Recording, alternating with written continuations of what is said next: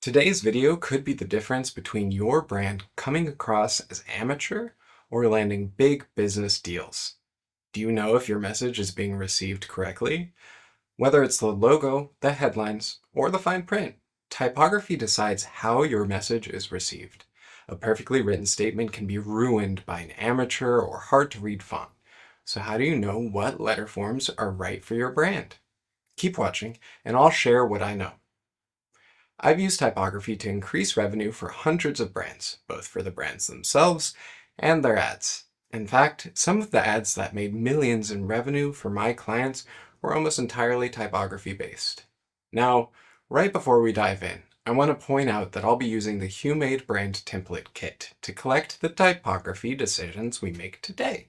You can find a link to that kit in the description. In this video, I'll outline the basics of choosing typography for your brand. That includes what typography and fonts are, where they come from, and why they hold up so much personality. By the end of our time together, you'll learn how to look and sound more appropriate to the context at hand.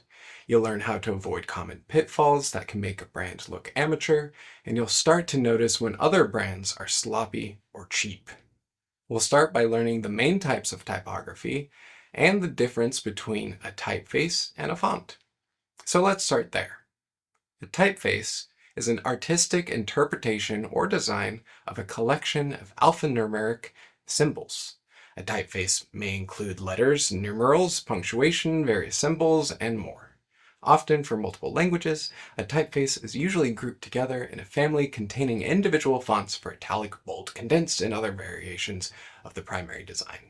Even though its original meaning it is one single style of a type design, the term is now also commonly used to describe a type family. A font, on the other hand, is a collection of letters, numbers, punctuation, and other symbols used to set text or related matter.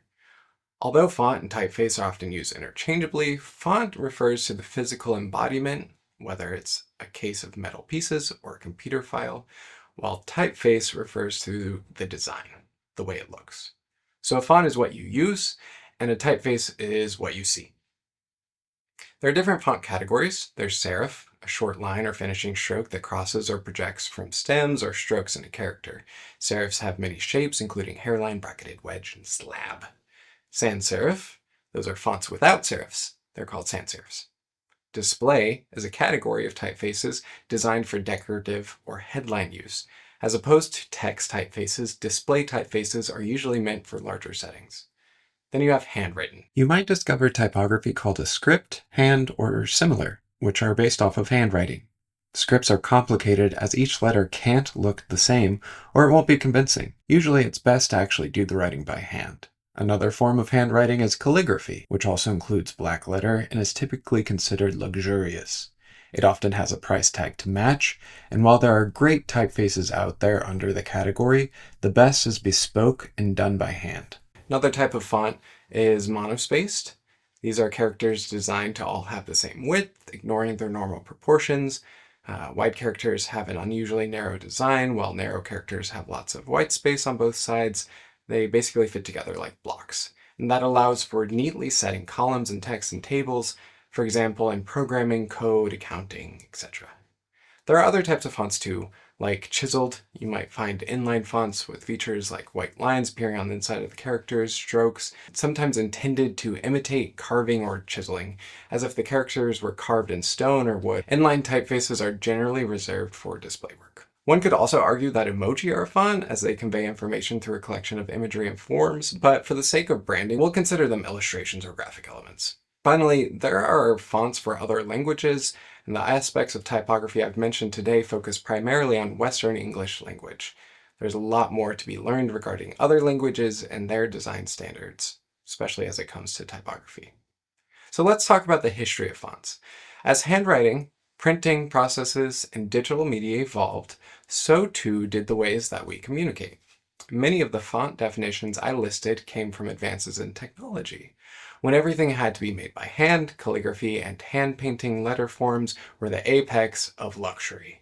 As printing processes were invented, replicable typefaces were introduced in many varieties like serif or sans serifs that could be rearranged to print daily newspapers or books. Different styles were then introduced based on the size of the letters and what they were meant to convey.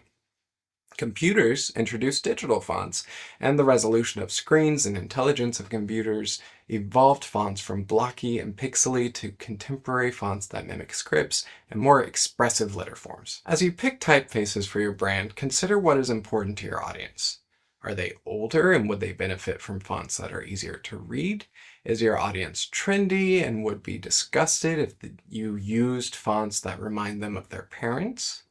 Consider each character and the fonts that you choose. Think of them as little faces smiling back at you. Are they charming, rude, witty, chubby, stoic? How would you describe the voice and tone that you would like to convey with your brand? As you dig in, it's easy to feel overwhelmed by font types and font pairings. But don't fret.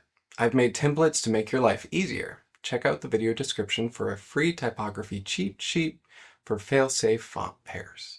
That sheet also has references if you'd like to learn more about typography terms and definitions. So now you know about typeface versus fonts, where they come from and why they hold up so much personality. Next up is to discuss how to curate typography for your brand. By this point in your brand journey, you should already have a grasp on the creative strategy of your brand. If you don't, check out the HuMade Brand Template Kit, which has everything you need to sort out your creative strategy, or watch the other videos in this series. Leveraging that strategy, we're going to convey your brand voice and tone through your typography choices. Here's how. In the creative strategy section, you filled out brand values and tone of voice. That means you already have keywords that define your outward style, which will come in handy as we search for typography. If your brand is more formal, realistic, careful, then a sturdy and dependable serif font is probably up your alley. Think Hochuli or Castellan. Want to look more friendly but still mainstream? Sans serif are great and versatile, like Poppins, Universe, Proxima Nova. Let's talk about more spontaneous and playful. That could be scripts like Sandpainter or Lisa. Think like that to find a starting point, then continue to search out other fonts that are tuned exactly to the vibes you're looking to convey. Okay, great. Now you know how to convert your brand voice and tone to your typography. But how do you convey it? How do you pick the right fonts like a pro? There are a lot of fonts out there and it's easy to feel overwhelmed by it all. Stick with me as I explain how to choose the right fonts. First, don't fret. Download the HuMade Font cheat sheet. There's a link in the description. It has resources for finding the right typeface or font families. You'll see basic pairings like I've already mentioned, and you'll also find links to useful tools I use to discover great fonts and typefaces. This will allow you to discover and curate the right ones like a pro. I especially recommend two tools for this: Fonts in Use and Pinterest. Fonts in Use is a wonderful website that exists for exactly what it says. It shows fonts in use. Peruse the site and look based on topics or see if they have examples of fonts you've found and are considering. I found some of the best pairings on that site. Then, to keep track of what I find, I save everything to my brand board and Pinterest as I search. If you've been following along for the other videos in the series, you'll know about the Pinterest board we use to help stash inspiration as we find it.